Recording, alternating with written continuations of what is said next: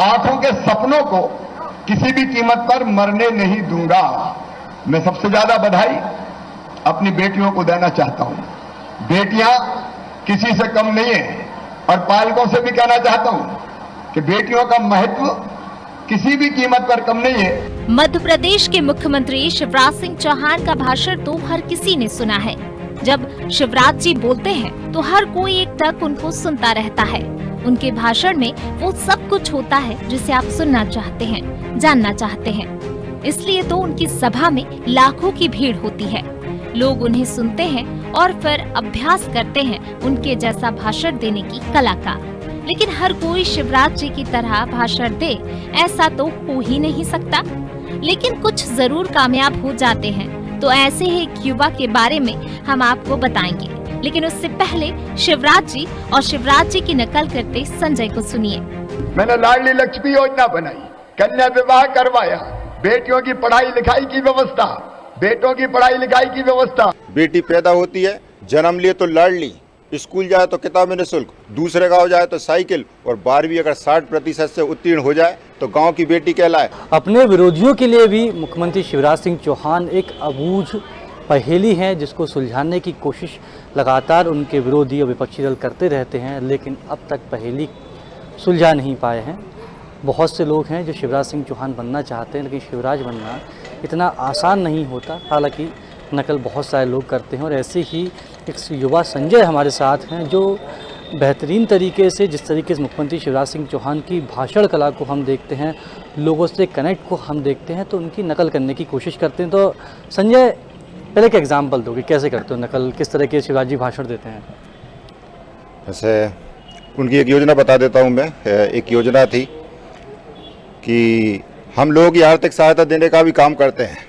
अगर किसी गरीब परिवार में किसी की मृत्यु हो जाती है तो 1.5 लाख रुपए देते हैं। उसके अगर गाय बैल भैंस मर जाए तो 15,000 रुपये दिए जाते हैं। गधा खच्चर मर जाए तो 13,000 रुपये देते हैं। बकरा बकरी मर जाए तो 800 रुपये देते हैं। मुर्गा मुर्गी मर जाए तो 80 रुपये देते हैं। और चूजा चूजी मर जाए तो मेरे बहनों भैया 40 रुपया उसकी भी दे जाते हैं। अरे गरीब के लिए चूजा चूजी काफ़ी है। एक नहीं अनेक योजना है। लाडली लक्ष्मी योजना हमने चलाने का काम किया है। संबल योजना जो पिछली सरकार ने बंद कर दी थी उसे हमने पुनः चालू करने का काम किया है। और तीर्थ दर्शन योजना जो कि पिछली सरकार ने बंद कर दी थी, मध्याह्न भोजन बंद कर दिया था, तो ये सारी की सारी योजना हमने पुनः चालू कर दी है कि किसी भी गरीब को।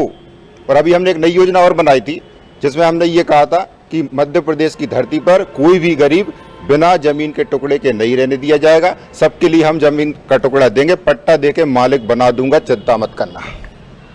बाड़ी से संजय आते हैं, उनसे ही बात करेंगे कि शुरुआत कैसे हुई। संजय, मुख्यमंत्री शिवराज सिंह चौहान को हज़ारों लोग कॉपी करते होंगे, उनके जैसे बोलना, जिस तरह से, चूँकि उन पर भी रिसर्च होता रहता है कि किस तरह से जनता के लिए काम करते हैं, कभी थकते नहीं हैं, तो आपके भीतर ये कला कैसे आई? क्या बहुत पहले से शिवराज जी जैसा बनना चाहते थे? क्या राजनेता बनना चाहते थे?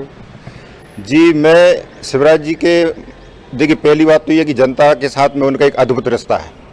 दूसरी बात यह है कि मैंने उन्हें इतना सुना है, उनके हर भाषण, जहाँ तक मेरा प्रयास होता है, मुझे जितना समय रहता है मैं पूरे प्रयास करता हूँ, उनको इतना सुनता हूँ। और इतना सुनने के बाद भी कभी एक बार तो मेरे सपने में आ गए और मुझसे कहा कि भैया अच्छा है, अच्छे वीडियो बनाओ। तो फिर मैंने उनकी योजनाओं के वीडियो बनाना शुरू किया, उन्हें यूट्यूब पर डाला और आज लोग, मेरे क्षेत्र के सारे लोग मुझे शिवराज जी बोलते हैं।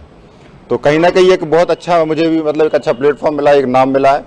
और काफ़ी समय, और मैंने एक वीडियो बनाया था शर्मा परिवार में शादी की, अगर शर्मा परिवार में मामा जी आते हैं तो उनका भाषण कैसा रहेगा, कैसा होगा भाषण? शादी में आते हैं, शादी में आते तो उनका भाषण मैं आपको बता देता हूँ। वही वीडियो मेरा सबसे ज़्यादा वायरल हुआ था कि मेरे बहनों और भाइयों, आज एक ऐतिहासिक मौका आया है कि आज शर्मा परिवार में विवाह संपन्न होने जा रहा है। और ये विवाह कोई ऐसा वैसा विवाह नहीं है, ये शर्मा परिवार के यहाँ पे विवाह। शर्मा परिवार ने पूरा इंतजाम करने का प्रयास किया, हर व्यवस्था चलवाने का काम किया, कोई रिश्तेदार नहीं छोड़ा, कोई रिश्तेदार नहीं छोड़ा। चाहे वो दिल्ली वाले फूफा जी हो, चाहे बम्बई वाले मौसा जी हो, चाहे पिपरिया वाले चाचा जी हो, चाहे खपरिया वाले मामा जी हो, सभी रिश्तेदारों को भी अगर बुलवाने का काम किया है तो शर्मा परिवार ने किया। मेरे बहनों और भाइयों, कोई आइटम नहीं छोड़ा, कोई आइटम नहीं छोड़ा। चाहे वो दही बड़े हो, चाहे वो आलू बड़े हो, चाहे वो मटर पनीर की सब्जी हो, चाहे पालक पनीर की सब्जी हो, चाहे फुल्की हो, चाहे पानी पूरी हो, चाहे दही पूरी हो, पूरे 56 प्रकार के आइटम भी अगर बनवाने का काम किया तो शर्मा परिवार ने किया। अरे जात पात पूछे नहीं कोई, हरि को भजे सो हरि को होई। सारे रिश्तेदारों को बुलवाया,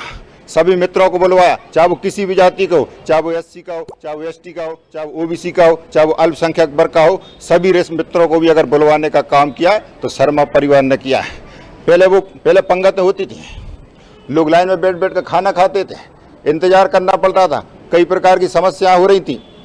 तो हमने एक नई व्यवस्था चलवा दी है कि बफर सिस्टम चला दिया जाएगा। इसमें अलग व्यवस्था की जाती है, पूरे आइटम रख दिए जाते हैं, जिसको जो खाना है आसानी से खा लेगा। मेरे बहनों और भाइयों, पहले हम देखते थे कि पहले घर से वो पहले पंगतें होती थी जिसमें दोना दिया जाता था कि, और दोने में भी कई प्रकार की समस्या होती थी कि अगर रायता भी अगर उसमें ज़्यादा डल जाए तो रायता बगड़ जाता था, चावल को बीच में फंसाना पड़ता था, बार बार लुढ़क रहे थे दोना।